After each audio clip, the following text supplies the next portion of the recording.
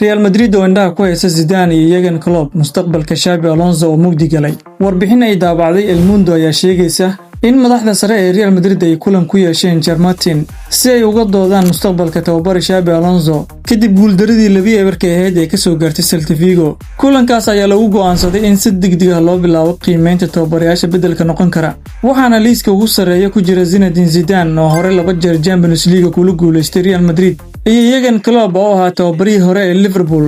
Real Madrid ayaa bishii hore hoggaanka ugu haysay Barcelona 5 dhibcood, balse hadda waxay ka dambaysaa 4 dhibcood iyadoo 5 kulan oo La Liga ah kaliya hal guul keentay.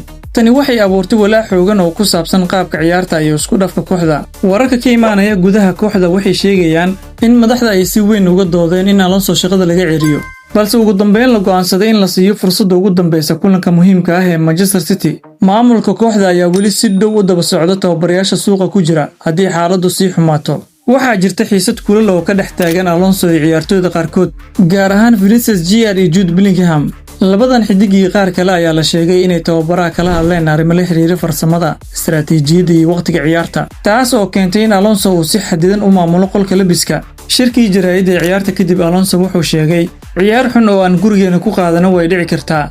Dhaawac Militao ayaana saameeyay maskax ahaan." Real Madrid ayaa ciyaarta ku dhameysatay 2 casaan oo laga siiyay ciyaartooydeeda, mid kale oo casaan la siiyay isagoo ka cabanaya garsoorka. Tababaraha ayaa ku eedeeyay garsooraha Alejandro Quintero inuu qalqal geliyay kooxda iyo socodka ciyaarta. Inkasta oo ay jiraan dhibaatooyin badan, Alonso wuxuu ku adkaystay in kooxda ay tahay tan mas'uulka ka ah guuldaradii dhacday.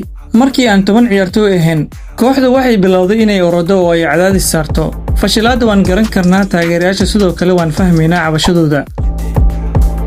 Fiid wanaagsan saaxiibayaal, intaas ayaan ku soo gabagabeynayaa warbixintii koobneed ee aan ugu hadlayay wararkii ugu dambeeyay ee kubadda cagta. Haddii aad ilaa dhamaadka muuqaalka nala soo gaartay, ilaa inaad muuqaalka like saarto sidoo kale aad sii share gareyso.